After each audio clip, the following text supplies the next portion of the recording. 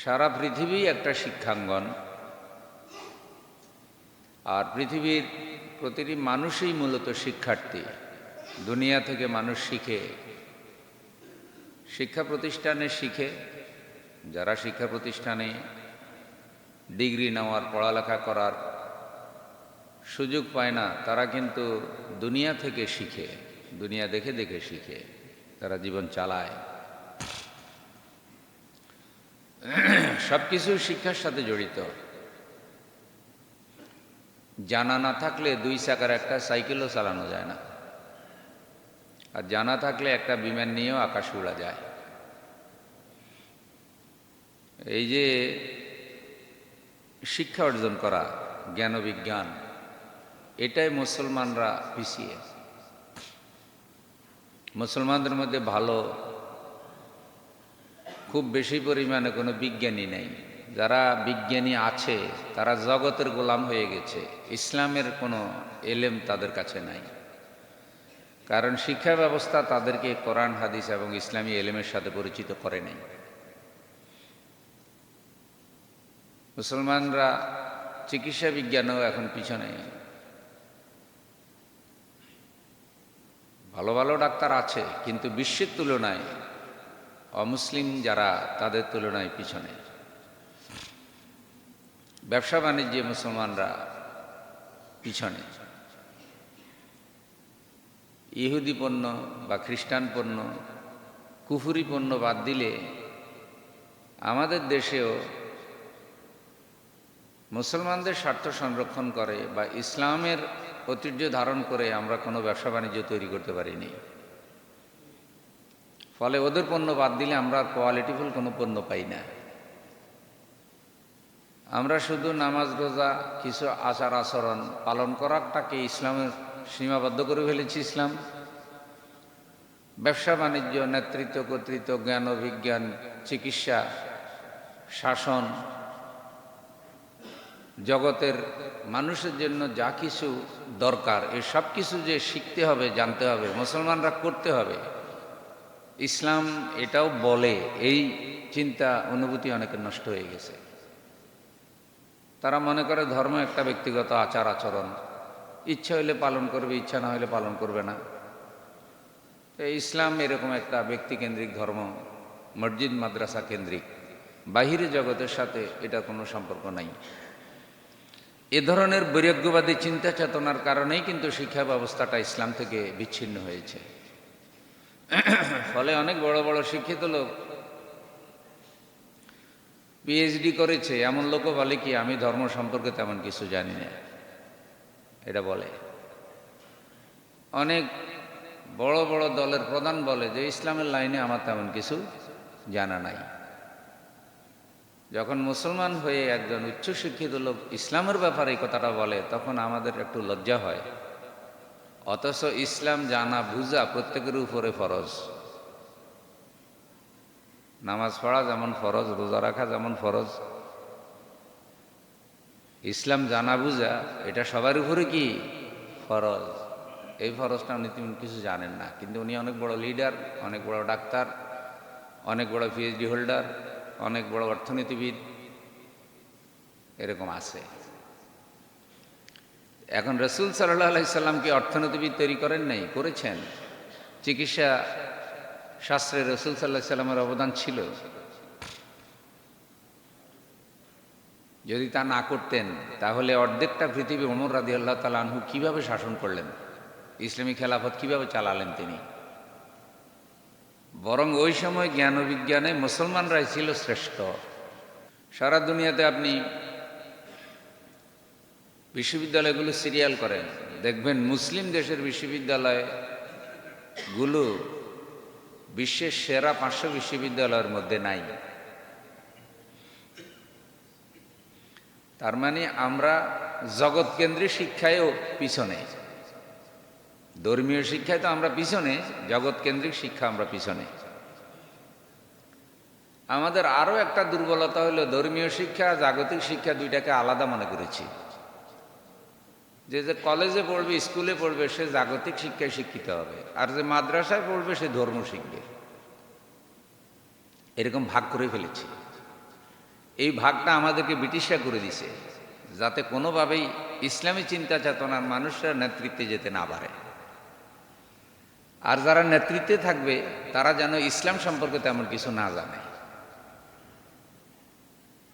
তারা মুসলমানের সন্তান হবে কিন্তু আমাদের আইন কানুন মানবে, মুসলমানের ঘরে জন্মগ্রহণ করবে কিন্তু চরিত্রে তারা আমাদের ব্রিটিশদের মতো হবে। ব্রিটিশরা চলে গিয়েছে কিন্তু আসলে ব্রিটিশরা তাদের কৃষ্টি কালচারে এখনো মুসলমানের মধ্যে আছে না নাই? আছে। মূর্তি পূজার সংস্কৃতি কি মুসলমানদের মধ্যে এখন নাই? রাসূল সাল্লাল্লাহু আলাইহি সাল্লাম কাবাঘরের মূর্তি ভেঙেছেন, এটা কি শুধু কাবাঘর পবিত্র করার জন্য না মুসলমানের ঈমান আমল পবিত্র করার জন্য? আল্লামা ইকবাল এক কবিতায় বলছিলেন রহমাতুল্লাহ আলাইহি, যে মুসলমানরা তো বাহ্যিক মূর্তি ভেঙেছে কাবাঘরের, কিন্তু তাদের অন্তরে চিন্তা চেতনায় যে বড় বড় মূর্তি আছে এগুলো একটাও ভাঙে নেই। অনেক মুসলিম এমন আছে। ফলে মুসলমানের সন্তান মূর্তি বানানো, মূর্তিতে ফুল দেওয়াটাকে তার কালচার মনে করতেছে। এই চিন্তাটা মুশরিকরা দিয়ে গেছে, এটা আমরা এখন বাঁচিয়ে রাখছি। ব্রিটিশরা চলে গেছে কিন্তু ব্রিটিশদের রেখে যাওয়া সুদভিত্তিক অর্থ ব্যবস্থা এখনো আছে। সুদ কি আসেনি? আপনাদের কি মনে হয় আছে নাকি? সুদ কি সব কাফেরে খায়? সুদ খাইয়া সুদের টাকা দিয়ে হজ করে চলে আসছে এমন সুদী হাজিও আছে।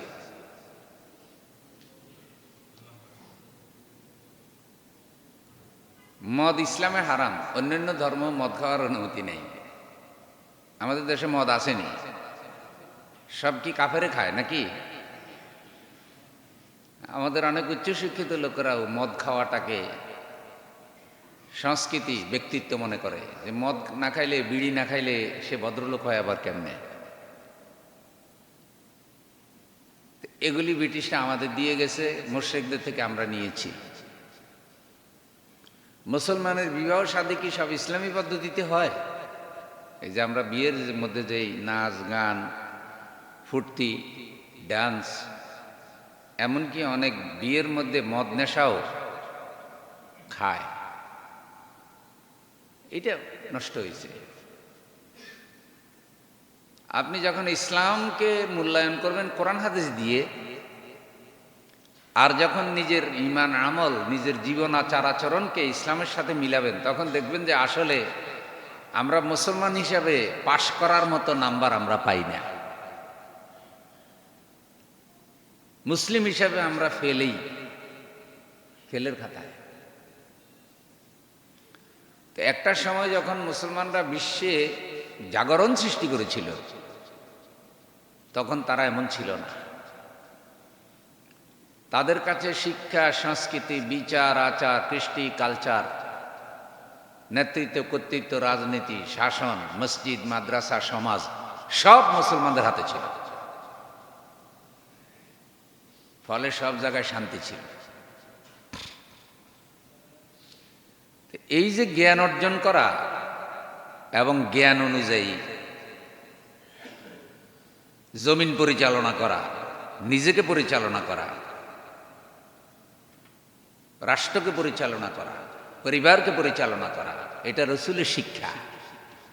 এখন রসুলের এই লাইনের শিক্ষাটা আমরা বাদ দিয়ে দিছি।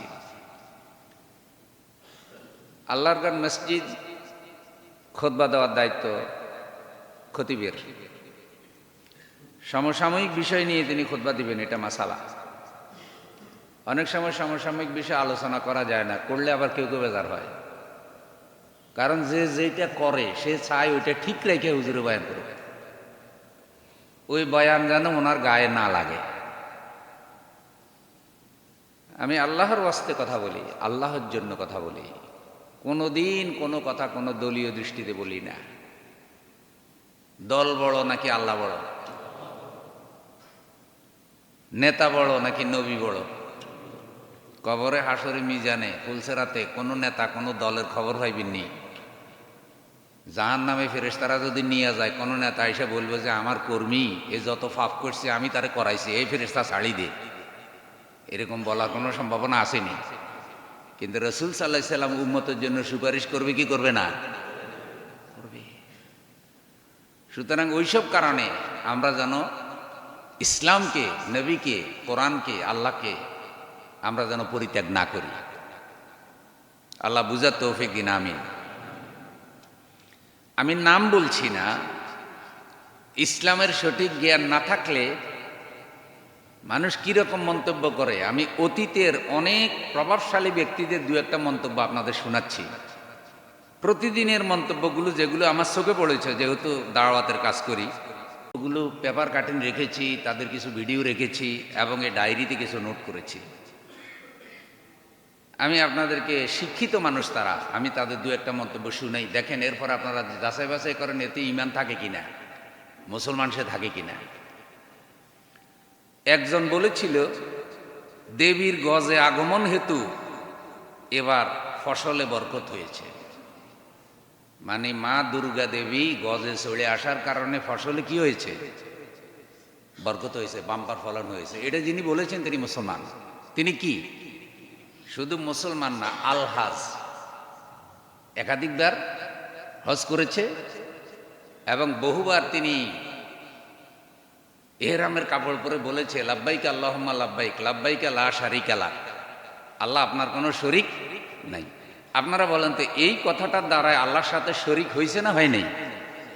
আল্লাহর সাথে যে শিরিক করে তার ঈমান থাকেনি।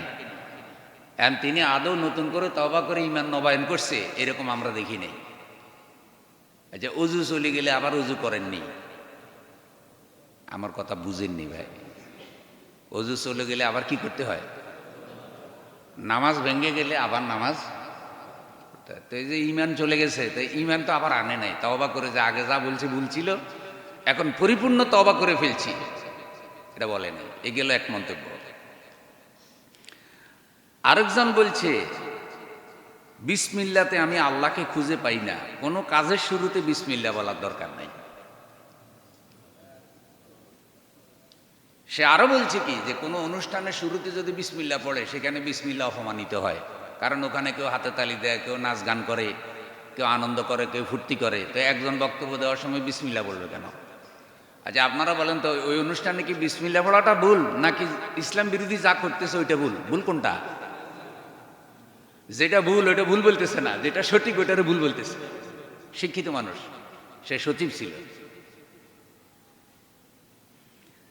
আরেকজন বলেছিল আমি হিন্দুও নই, আমি মুসলিমও নই, আমি মানুষ। তিনি এখন দুনিয়াতে নাই, ইসলামী কায়দায় তার দাফন হয়েছে। আমি তার বাড়িতে একটা মাহফিল করেছিলাম। তিনি সেকেন্ড ম্যান ছিলেন, যিনি বলেছেন যে মা দুর্গা গজে আসার কারণে দানে বরকত হয়। ওই সেকেন্ড ম্যান উনি ছিলেন, যে বলছে আমি হিন্দুও নই, আমি মুসলিমও নই। সে ভাই মরে গেছে, এখন নাই। অথচ আল্লাহ বলছে লা তামুতুন্না ইল্লা ওয়া আনতুম মুসলিমুন, খবরদার মুসলমান না হইয়া মরিও না। আরেকজন বলেছে আজানের শব্দ যতদূর শোনা যায় তার মধ্যে কোনো মসজিদ বানানো জায়েজ নেই। এই ফতুয়া যিনি দিয়েছেন তিনি এখনো আছেন টাঙ্গাইলে, তার বাড়ি। তারা বিখ্যাত দুইটা ভাই। তিনি বলছেন এক মসজিদের আজান যদি আরেক মসজিদ থেকে শুনে যায় তাহলে ওইখানে আর মসজিদ বানানো জায়েজ নেই। এটা কেন বলছে? উনি বক্তৃতা দিতেছিল, ওই সময় আজান হইতেছিল। তো ওনাকে বলা হয়েছিল যে যেহেতু আজান হচ্ছে আপনি বক্তৃতা বন্ধ করেন। উনি তখন মেজাজ দেখাইয়া বলছে আশেপাশে এত মসজিদ কেন?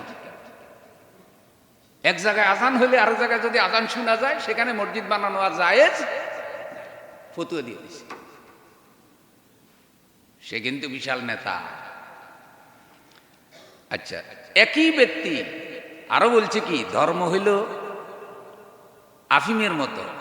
আফিম এবং মদ মানুষ যেভাবে নেশা করে, ধর্ম যারা সিরিয়াসলি মানে তারা এরকম নেশার মতো আচরণ করে। এই কথা বলছে, সব রেকর্ড আছে কিন্তু। আচ্ছা, যদি এলিম কালাম থাকতো, ইসলামের সঠিক বুঝ থাকতো, তাওহীদ সম্পর্কে ওনার জানা থাকতো, তাহলে কি এটা বলতো? আমার মনে এটা বলতো না। আরেকজন বলছিল সংবিধান জাতির কোরআন শরীফ। মানে বাংলাদেশের সংবিধান জাতির কি? কোরআন শরীফ। সংবিধানের গুরুত্ব আছে, কোনো সন্দেহ নাই। সংবিধান কি আল্লাহ দিয়েছে না মানুষে লিখছে? কোরআন শরীফ বলা যায় এটারে? উনি এটা বলছেন। উনি বলছেন কোরআন মানা যেমন জরুরি, সংবিধান মানা এমন জরুরি। অথচ সংবিধান ওনাদের মধ্যে কিছু লোক বসে বসে লিখছে, আবার বদলাইছে। আচ্ছা, আরেকজন বলছে সংবিধান থেকে ধর্মের কালো ছায়া মুছে ফেলতে হবে। উনি মহিলা, উনি মারা গেছেন। ধর্মের কালো ছায়া সংবিধান থেকে কি করতে হবে? মুছে ফেলতে হবে। আরেকজন বলেছে কওমি মাদ্রাসাগুলো জঙ্গি উৎপাদনের কেন্দ্র। উনি অসুস্থ অবস্থায় আছেন। এই কথা যিনি বলেছেন তার বাড়ি আপনাদের এরিয়ায়, যে কওমি মাদ্রাসাগুলো জঙ্গি উৎপাদন কেন্দ্র। আরেকজন বলছেন রাসূল সাল্লাল্লাহু আলাইহি সাল্লাম মসজিদের অর্ধেকটা হিন্দুদের মূর্তি পূজার জন্য ছেড়ে দিয়েছেন। এই কথা ওই একই ব্যক্তি বলেছেন, যে হুজুররা সত্যিকার ইসলাম জানে না। রাসূল সাল্লাল্লাহু আলাইহি সাল্লাম মসজিদের অর্ধেকটা মূর্তি পূজকদের জন্য ছেড়ে দিছে। আচ্ছা, কোন তো এটা কি সত্য কথা না মিথ্যা কথা? এটা একটা পক্ষকে খুশি করার জন্য উনি বলছেন। আরেকজন বলছেন কুৎসিত চেহারা ঢেকে রাখার জন্য মেয়েরা বোরকা পরে। মানে যারা বোরকা পরে তাদের চেহারা কুৎসিত, ওরা মানুষকে চেহারা দেখাইতে চায় না, তাই বোরকা পরে। পিএইচডি করা মানুষ, উনি তৎকালীন সময় ডিপটি স্পিকার ছিলেন। আরেকজন বলছে বিসমিল্লাহ দিয়ে কোনোদিন প্রার্থনা করা উচিত না, আর কোনো সভা সমাবেশে প্রার্থনার কোনো প্রয়োজন নেই। কারণ সভা সমাবেশে অনেক ধর্মের লোক থাকে, কয় ধর্মের প্রার্থনা করবে না? কেউ ইসলাম ধর্মের প্রার্থনা করবে, কেউ হিন্দু ধর্মের প্রার্থনা করবে, সুতরাং প্রার্থনা বাদ।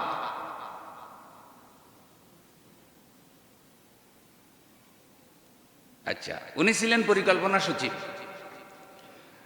আরেকজন বলছে যে টুপি পরে আদালতে সাক্ষী দেওয়া যাবে না। যে কোনো একজন সাক্ষী টুপি পরে গিয়েছিলেন, শেষ পর্যন্ত উনি ওই লোকের টুপি খুলতে বাধ্য করছে, যে এটা সাম্প্রদায়িক নিদর্শন, আর আদালত যেহেতু অসাম্প্রদায়িক, সুতরাং টুপি পরে আসা যাবে না। আল্লাহ তাআলা শেষ পর্যন্ত তাকে কলা পাতার মধ্যে শোয়াই দিছে, এবং পোলা পাইনে গলায় গামছা লাগাইয়া বিসি চাইছে দিছে। বিসি আলাইসা আল্লাহু বিআহকামিল হাকিমিন, আল্লাহ কি উত্তম বিচারক নয়?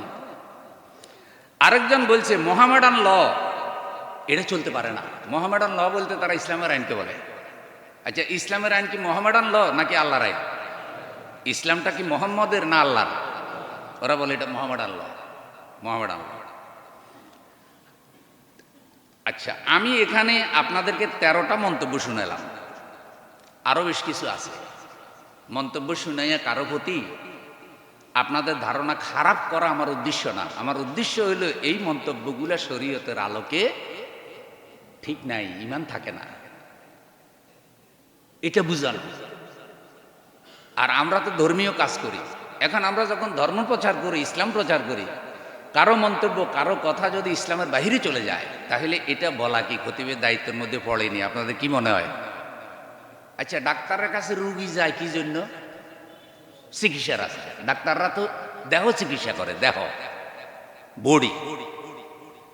তো ইমানের মধ্যে কি অসুখ বিসুখ হয়নি?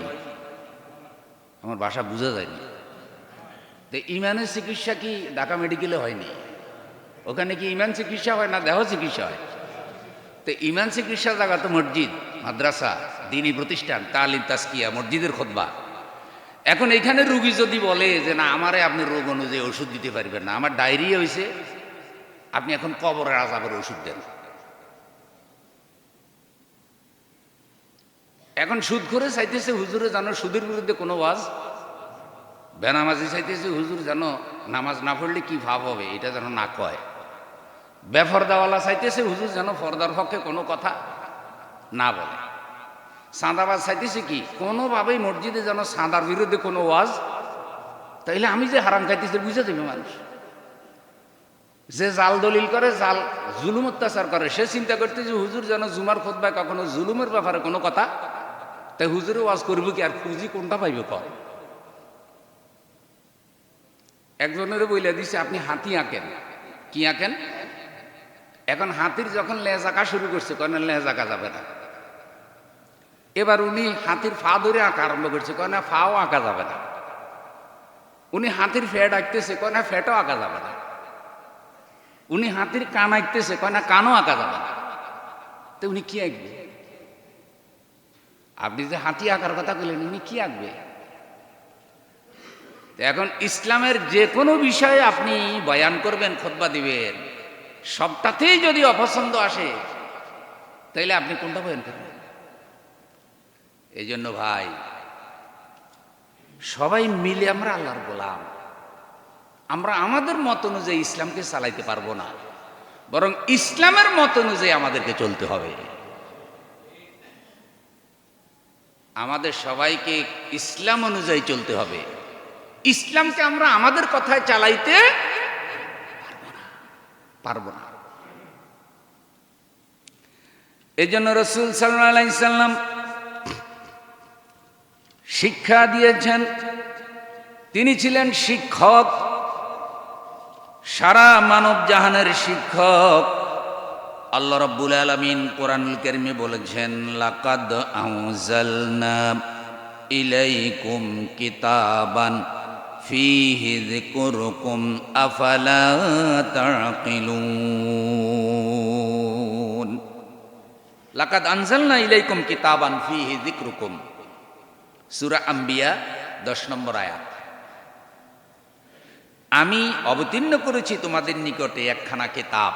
এই কিতাবের নাম হলো কোরআনুল কারীম। কি কিতাব? ফীহি যিকরুকুম। এই কোরআনের মধ্যে আছে তোমাদের আলোচনা। তোমাদের মানে বান্দাদের আলোচনা। তো বান্দাদের কি আলোচনা আছে এখানে?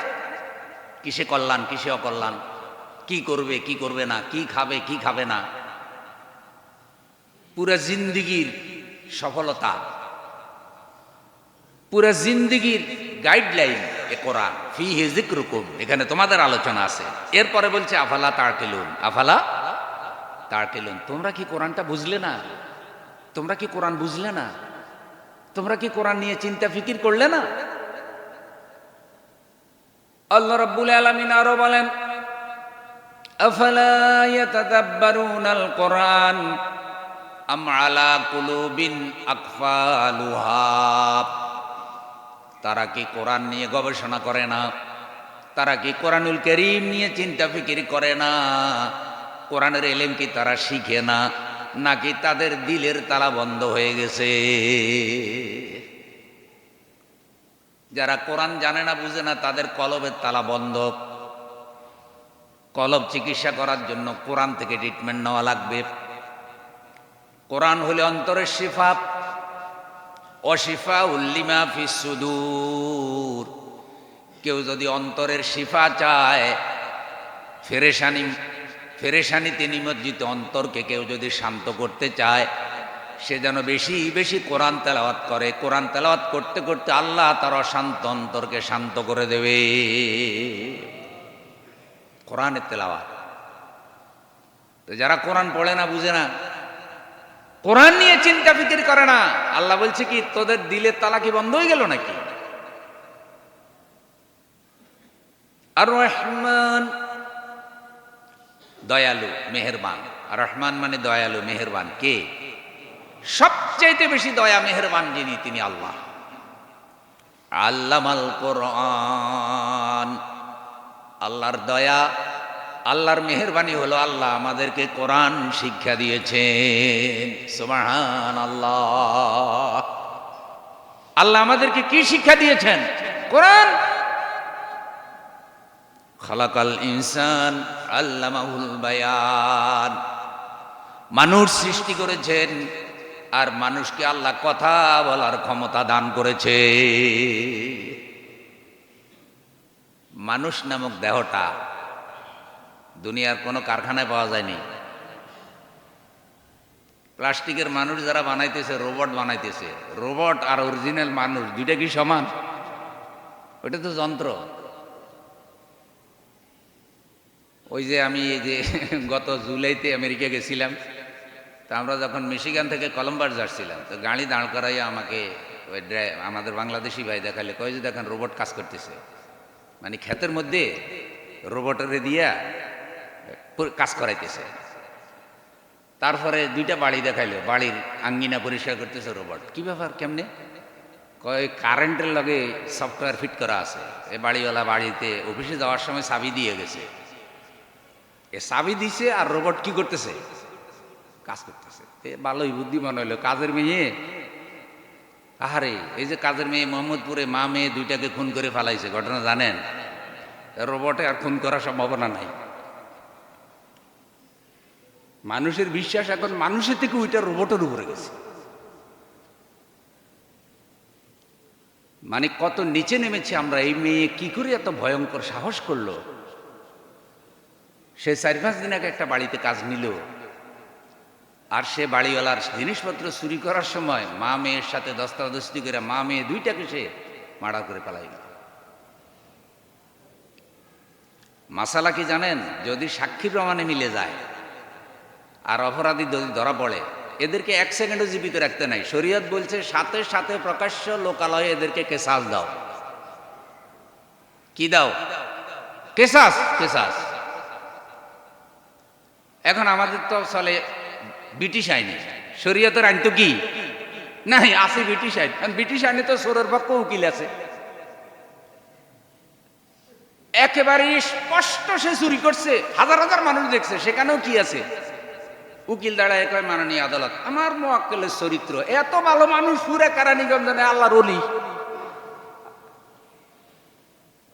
কথা কি উকিলে কয় না টাকায় কয়?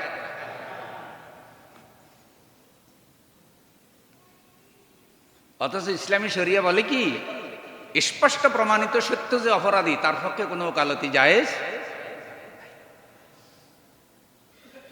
এক মহিলা চুরি করছে, সহিহ মুসলিমের হাদিস, রাসূল সাল্লাল্লাহু আলাইহি সাল্লামের কাছে বিচার গেছে। তো রাসূল সাল্লাল্লাহু আলাইহি সাল্লাম বিচার করে আল্লাহর আইন অনুযায়ী। তো কোরআনে চুরির শাস্তি আসেনি, অপরাধ হয়েছে, এখন একটা শাস্তি হবে। এই শাস্তিটা 2 কারণে। একটা হলো মানুষের জানমালের নিরাপত্তার জন্য শাস্তি, অপরাধী যেন বুঝে যে অপরাধ করলে আমার পার পাওয়ার কোনো সুযোগ নাই, এটা তাহজির ভয়। আর একটা হলো এটা ইবাদত, কারণ এটা আইন কার? তা আল্লাহর আইন নামাজ, নামাজ যদি ইবাদত হয়, আল্লাহর আইন চোরের হাত কাটো, এটা ইবাদত। এখন ওইটারে ইবাদত মনে করে না, নামাজের ইবাদত মনে করে। শরীয়তের কাইটে টুকরা করে দিছে, নিজে বসে বসে কাটে, নামাজ মানো, ওই চুরির শাস্তি মানিও না। তারপরে কোরআন তেলাওয়াত করিবা, কিন্তু কোরআনের কোনো কথা মানবে না, খালি তেলাওয়াত তেলাওয়াত। হুজুর খতম লাগান, জালালি খতম। কিন্তু খতমের মধ্যে আল্লাহ কি বলতেছে কোরআনে, ওইটা মানতে। খতমে তারাবিতে পড়েন, কিন্তু যারা শুনে তারা কেউ কোরআনের কোনো মেসেজ অনুভব করে না, মানতে চায় না। তা রাসূল সাল্লাল্লাহু আলাইহি সাল্লামের কাছে যখন বিচার গেল, তা রাসূল বললেন, আগামী জুমার দিন এই মহিলা চোরের হাত কাটা হবে। সুবহানাল্লাহ বলেন। আচ্ছা, ইসলামকে আমরা বেশি বুঝি না রসুল বুঝে? আচ্ছা, মানবতার দরদি কি আমরা বেশি না রসুল বেশি দরদি? তা হাতের জন্য কি আমাদের দয়া মায়া বেশি, না হাতের জন্য যে আল্লাহ হাত দিছে সে আল্লাহরই তো দয়া হাতের জন্য বেশি? তা আল্লাহ এবং আল্লাহ রসুলের থেকে বড় মানবাধিকার কর্মী আমরা হইতে পারবো? এখন সাহাবীদের মধ্যে কানাকানি শুরু হয়েছে কিছু। কেন? যে এই মহিলা চুরি করছে সে সম্ভ্রান্ত বংশের, প্রভাবশালী বংশের সম্মানিত মহিলা। সমাজে এরকম আছে না যে বড় লোক অপরাধ করলে যাতে বিচারটা কি হালকা হয়ে যায়, আর দুর্বল মানুষ মূলা চুরি করলে কয় ফুকুস চুরি করছে, লাগা ফিডা। আমি আগে যে মসজিদে নামাজ পড়াইতাম, জুতা চোরের আসরের সময় জুতা চোর একটা ধরা পড়ছে, এমন মাইট শুরু করছে, জুতা চোরে বেদিসে হইয়া বলতেছে আমি ফেটে দায়ী চুরি করছি, আমারও সবাই মারো। এর রাষ্ট্রের যে হাজার হাজার টাকা চুরি করে ওই চোরদেরকে কেন ফিডাও? খালি আমারে বলছে দুর্বল।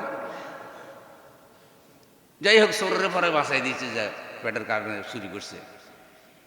যদিও সে পেটের দায় চুরি করছে, চুরি করা কি জুতা চোরেরও চুরি করার অনুমতি আসেনি, কিন্তু ওই চোরের মারতে সুবিধা। দুর্বল চোর তো। আর বড় চোরেরা বা এক একটা সোনার টুকরা দেখলে মনে হয় খোদার কাঁটি, আসলে চোর।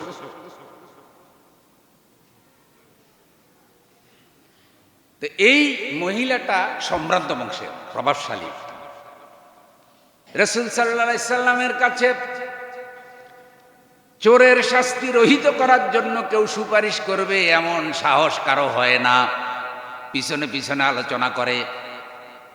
ওসামা ইবনে যায়েদ রাদিয়াল্লাহু তাআলা আনহু রাসূল সাল্লাল্লাহু আলাইহি সাল্লামের নাতি, পালক ছেলের ঘরের নাতি। যায়েদকে রাসূল সাল্লাল্লাহু আলাইহি সাল্লাম পালিত ছেলে, তার আপন ছেলে তো জীবিত ছিল না, হুজুরের কয়েকজন ছেলে হয়েছে, মারা গেছে, পালক ছেলে তো এইটার নাতি ওসামা ইবনে যায়েদ। তো রসুল নাতি হওয়ার কারণে খুব মহব্বত করে। এখন ওই যারা পরামর্শ করছে তারা নাতিরই গিয়ে দৌড়ছে, কারণ বড় জায়গায় খুঁজতে হইলে নিচে থেকে একটু ছোট তরিকা দৌড়িয়া যাইতে হয়তো, কথা বুঝেন নাই না, নাতিরই গিয়ে দৌড়ছে যে আল্লাহ রসুলকে বইলে কোনো রকম এই মহিলারে হাত কাটা শাস্তিটা না দিয়া অন্য কোনো শাস্তি দিয়ে একটা থাপড় চোপড় দিয়ে বাঁচাই দেওয়া যায় কিনা। আপনারা আমার সাথে আসেননি, কথা বোঝা যায়নি। আমরা এখন যত 2 নম্বরই সমাজে করি এগুলা সব আগে ছিল। সবসময় তো এ ধরনের কিছু মানুষ থাকে সমাজে। তো ওসামা ইবনে যায়েদ রাদিয়াল্লাহু তাআলা আনহু সাহাবীদের সাথে পরামর্শ করে রাসূল সাল্লাল্লাহু আলাইহি সাল্লামের কাছে গেছে। গিয়া বলতেছি, ইয়া রাসূলুল্লাহ সাল্লাল্লাহু আলাইহি সাল্লাম, ওই যে মহিলাটা সোনার হার চুরি করছে, ওরে হাত কাটা শাস্তিটা না দিয়া অন্য কোনো সামান্য অল্প স্বল্প কিছু শাস্তি দিয়ে তারা একটু বাঁচাই দেওয়া যায় কিনা। রাসূল সাল্লাল্লাহু আলাইহি সাল্লাম যখন কোনো কারণে রাগ হইতেন তখন কপালের চামড়া ভাঁজ হয়ে যেত, আর দাড়ির গোড়া এবং এই ফসমের গোড়া দিয়ে ঘাম বাইর হইত, তখন বুঝতেন যে রাসূল রাগ হয়েছে। কিন্তু তিনি কাউকে রাগ গোস্বা খুব বেশি প্রকাশ্য দেখাইতেন না, হজম করতেন সব। নবী সাল্লাল্লাহু আলাইহি সাল্লামের চেহারায় ওসামা ইবনে যায়েদ রাদিয়াল্লাহু তাআলা আনহু নারাজির চিহ্ন দেখলেন। এরপরে রাসূল সাল্লাল্লাহু আলাইহি সাল্লাম বললেন, তোমরা কি আল্লাহর আইনের ব্যাপারে, আল্লাহর বিধানের ব্যাপারে আমারে সুপারিশ করো? তোমরা বলতে চাচ্ছ এই মহিলা সম্ভ্রান্ত বংশের, তারে যেন শাস্তিটা দেওয়া না হয়। শুনে রাখো আমার উম্মতেরা, তোমাদের আগে যারা দুনিয়াতে ধ্বংস হয়েছে তাদের বিচারের নিয়ম ছিল, প্রভাবশালী অপরাধ করলে বিচার করত না, শাস্তি দিত না। দুর্বলের অপরাধ করলে তাদেরকে কঠিন শাস্তি দিত। এই কারণে তাদের বিচার ব্যবস্থা ধ্বংস হয়ে গেছে, আল্লাহর আযাব তাদের উপরে এসেছে। এবার মহানবী সাল্লাল্লাহু আলাইহি সাল্লাম যেই কথাটা বললেন সেটা শোনার জন্য হয়তো কেউ প্রস্তুত ছিলেন না যে এমন কথা রাসূল বলবেন। মহানবী সাল্লাল্লাহু আলাইহি সাল্লাম বললেন, এই অপরাধ যদি আজকে আমার মেয়ে ফাতেমাও করত, আমি তার পিতা হিসাবে বিচারকের আসনে বসে তার হাত কেটে দিতাম। ভাই সবাই মিলে বলেন না সুবহানাল্লাহ। তাইলে ওই মহিলার দাম কি হযরতে ফাতেমা থেকে বেশি নি? ফাতেমা তাজ-জাহরা সাইয়্যিদাতু নিসায়ে আহলিল জান্নাহ, হযরতে ফাতেমা রাদিয়াল্লাহু তাআলা আনহা আল্লাহর জান্নাতে মহিলাদের নেত্রী হবে, সরদার হবে। হযরতে ফাতেমার 2টা সন্তান, আল হাসান ও আল হুসাইন সাইয়্যিদা শাবাবে আহলিল জান্নাহ। হযরতে হাসান হুসাইন রাদিয়াল্লাহু আনহুমা আল্লাহর জান্নাতে যুবকদের নেতা হবে। মা হবে নারীদের নেত্রী, ছেলে হবে যুবকদের নেতা। আর পিতা মুহাম্মদুর রাসূলুল্লাহ সাল্লাল্লাহু আলাইহি সাল্লামের নিকটতম সাহাবী এবং মুসলিম জাহানের খলিফা, বিশাল বড় আলেম হযরত আলী রাদিয়াল্লাহু তাআলা আনহু। এখন রাসূল বলছে ফাতেমাও যদি এই কাম করতো তাহলে তার হাত বাঁচানোর ক্ষমতা কারো আজকে ছিল না। আল্লাহু আকবার। তাহলে ব্রিটিশ আইনে যে চোরের পক্ষে ওকালতি, এই সুযোগ ইসলামে আসেনি। তার মানে দৈরেই হাত কেটে দাও, ব্যাপারটা এমন না। এটা একটা মাসালা আছে, কতটুকু চুরি করলে হাত কাটা যাবে, কখন হাত কাটা যাবে, কখন কি, এটা শরিয়ার একটা ব্যাপার আছে আর কি। খালি লাউ শুরু কদু শুরু করলে হাত কেটে দেওয়া, ব্যাপারটা এমন না। ইসলাম কখনো মানুষের উপর জুলুম করার জন্য কোনো আইন দেয় নেই, ভালো করে মনে রাখবেন। ইসলাম আগে মানুষের সমস্যার সমাধান করে, তারপরে শাস্তি দেয়। ওমর রাদিয়াল্লাহু তাআলা আনহুর যুগে যখন অভাব দেখা দিল, খাদ্য সংকট দেখা দিল, ওমর রাদিয়াল্লাহু তাআলা আনহু কিছুদিনের জন্য হাত কাটা আইন বন্ধ রাখলেন। কেন বন্ধ রেখেছেন? সাহাবীদের সাথে পরামর্শ করে যে এখন যদি কেউ চুরি করে ফেলে বুঝতে হবে লোকটা পেটের দায়ে চুরি করেছে, তার খাবার দাবার নাই। অর্ধেকটা পৃথিবী সব মানুষের খোঁজ খবর আমরা সব সময় নিতে পারি না, তাই আগে মানুষের খাদ্য সমস্যার সমাধান করো, তারপরে মানুষকে আইন দিয়া শাসন করো। মুহাম্মদ সাল্লাল্লাহু আলাইহি সাল্লাম যখন মক্কা বিজয় করে ফেললেন, রাসূল সাল্লাল্লাহু আলাইহি সাল্লাম বললেন এই খেলাফতের ভিতরে, এই রাজ্যের ভিতরে কোন স্বামী যদি মারা যায়, তার বিধবা স্ত্রী এবং তার এতিম সন্তানের দায়িত্ব আমি আমার কাঁধে উঠাইয়া নিলাম। কারণ তিনি তো ইসলামী খেলাফতের আমির, খলিফা, শাসক। তিনি শুধু নামাজ পড়াই তার দায়িত্ব শেষ না, কেউ মারা গেলে তার অসহায় পরিবারের দায়িত্ব তো তিনি নেবেন। এসব কিছু জানা বুঝার জন্য কোরআন হাদিসের ইলম দরকার আছে না নাই? আফালা তাআকিলুন, আফালা তাআকিলুন, আফালা তাআকিলুন। তোমরা কি কোরআন বুঝলে না? তোমরা কি শুধু কোরআন খতম করলে? কোরআনকে কাপড় দিয়ে পেঁচাইয়া শুধু রেখে দিলে আলমারিতে, সুটকেসে, তাকের উপরে সুমা দিয়ে রেখে দিছে। সুমা, কোরআনের কপালে খালি সুমা, আর কোরআনের আইন কানুন বিধিবিধান মানার কোনো প্রয়োজন মনে করেন না। আল্লাহ রাব্বুল আলামিন সূরা তাহার ভিতরে বলেন, মা আনজালনা আলাইকাল কুরআনা লিতাশকা। তোমাদের অকল্যাণ হবে, তোমাদের ক্ষতি হবে, তোমরা বিপদে পড়বে, তোমরা অশান্তিতে পড়বে, এই জন্য আমি আল্লাহ কোরআন নাজিল করি নাই। তোমাদের কল্যাণের জন্য, বরকতের জন্য, শান্তির জন্য, ন্যায় বিচারের জন্য, ইনসাফের জন্য আমি আল্লাহ কোরআন নাজিল করেছি। সুবহানাল্লাহ। তিনি কেমন? যিনি কোরআন নাজিল করেছেন তিনি কেমন? তানজিলাম মিম্মান খালাকাল আরদা ওয়াস সামাওয়াতিল উলা। যিনি সাত আসমান সৃষ্টি করেছেন, সাত জমিন যিনি সৃষ্টি করেছেন, সেই মহাশক্তিশালী রাজা ধীরাজ, চিরস্থায়ী ক্ষমতার মালিক আল্লাহর পক্ষ থেকে কোরআন নাজিল হয়েছে। আর রহমানু আলাল আরশি ইস্তাওয়া। তিনি দয়ালু, তিনি মেহেরবান, তিনি আরশে সমাসীন। তিনি যেখানে আছেন সেটার নাম কি? আরশ।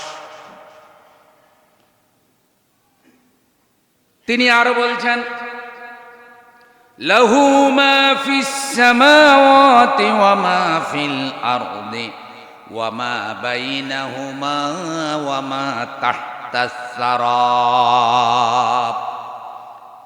তিনি যা কিছু আসমানে আছে, যা কিছু জমিনে আছে, এবং এর মাঝখানে যা কিছু আছে, এবং মাটির গর্ভে খনিতে যা কিছু আছে, সব কিছুর মালিকানা হলো আল্লাহর। আচ্ছা, আপনারা বলেন তো গ্যাসের মালিক কে? আমরা নাম দিছি তিতাস গ্যাস। তিতাস গ্যাস কুমিল্লার তিতাসে প্রথম পাওয়া গেছে। আচ্ছা, গ্যাসের মালিক কি তিতাস কোম্পানি না আল্লাহ? কোম্পানি হলে আমানতদার। তুমি আমানত এটা হেফাজত করবে, পাবলিকের আমানত ঠিক মতে কি বুকে হাত দিয়া বলেন তো গ্যাসের আমানত কি ঠিক আছে? তাহলে নিয়ামত দিছে কে? লাইন শাকারতুম লাযীদান্নাকুম ওয়া লাইন কাফারতুম ইন্না আযাবী লাশাদীদ। নিয়ামতের যদি শুকরিয়া আদায় করো, নিয়ামত বাড়াইয়া দেব। নিয়ামতের যদি নাশুকরি করো, আমার আযাব বড় শক্ত। চুলা অনুমোদন করেছে 3টা, অবৈধ চুলা লাগাইয়া 10তলা বিল্ডিং চালায়, এমন হারামের অনুসারীও আছে না নাই? ওই বাড়ির মধ্যে সুবহানাল্লাহ সুবহানাল্লাহ, অবৈধ গ্যাসে রান্না করি আলহামদুলিল্লাহ আলহামদুলিল্লাহ। এইরকম একটা সুবহানাল্লাহ কোনো সওয়াব হইবার সম্ভাবনা কি? শুনেন, হাদিসে আসছে যে কেউ যদি সুবহানাল্লাহ একবার বলে, জান্নাতে তার জন্য একটা গাছ হয়, রিজিকের গাছ, যেটা দুনিয়ার কোনো দ্রুতগামী যানবাহন 500 বছর দৌড়াইয়ে গাছের ছায়া শেষ করতে পারবে না। মানে একটা সুবহানাল্লাহর ফজিলত আর মর্যাদা বোঝানোর জন্য আর কি। তো একজন কয়, আমি তো ডেইলি হাজার হাজার বার সুবহানাল্লাহ বলি, এত গাছ হইব তো? আর গাছ এগুলো দিয়ে আমি করুম কি যদি 500 বছর লাগে খালি ছায়া দৌড়াইতেই? এরকম বলে। অথচ এটা তো সুবহানাল্লাহর ব্যাপকতা ফজিলত মর্যাদা বোঝানোর জন্য বলা হয়েছে। যদি বলা হয় যে উনি একাই 100, তার মানে কি উনি 100 লোক? নর ফজিলত মর্যাদা বোঝানো। তো এই সুবহানাল্লাহ সংক্রান্ত হাদিস পড়াইতে গিয়ে আমাদের ওস্তাদ বলছিল, কয়হুন এরকম কিছু মানুষ আছে প্রশ্ন করবেই, এদেরকে বলবি যে কিছু কিছু মানুষ যদি কয়েক হাজার বার সুবহানাল্লাহ বলে, একটা গাছও হবে না। তার এত টেনশনের কোনো কারণ যে ভাই তুই কুটিবা সুবহানাল্লাহ করলে গাছ একটা হইব না, কি আশ্চর্য কথা, গাছ হবে না কেন? তো হুজুর বলতেছে গাছ কেমনে হয় কত? কেউ যদি জমিনে চাষ করে, আপনারা যারা কৃষক আগে দেখছেন ধান ছিটায়, ধান তো কিছু ধান রেখে দেয়, এগুলাকে বীজ ধান বলে। কি ধান? বীজ ধান। এটা আলাদা রাখে না, এটা জমিনে ফেলে। আর খোরাকির ধান আলাদা করে, যেটা খোরাক খাবে, যেটা যেটা বীজ ধান, এটা থেকে জ্বালা বের হবে, এটা থেকে গাছ উঠবে, এটা জমিনে ছিটাবে, এটা আলাদা। এখন কোন লোক যদি ওই বীজ ধান জমিনে ছিটানোর আগে গরম পানিতে 2 ঘন্টা সিদ্ধ করে পাতিলে, এরপরে যদি ধান এগুলা ছিটায়, গাছ উঠবে নি? গাছ উঠবে না কেন? ওই যে গরম পানিতে 2 ঘন্টা সিদ্ধ করছে, তাতে গাছ উঠার ক্ষমতা কি? ওস্তাদে বুঝাইলে ওই যে সুবহানাল্লাহ সুবহানাল্লাহ কইতেছে, ও যে হারাম গ্যাসের লাইন বাড়িতে লাগাইছে, সন্ত্রাস আর চাঁদাবাজি করে বাড়ি করছে, ও সুবহানাল্লাহ তো ওই হারামের মধ্যে সিদ্ধ হয়ে গেছে। এই হিদ্দু সুবহানাল্লাহ গাছ হইবার কোনো সম্ভাবনা? দোষ কি সুবহানাল্লাহর তার নাকি তার নিজের? হে সুবহানাল্লাহ রে দোষ দেয়।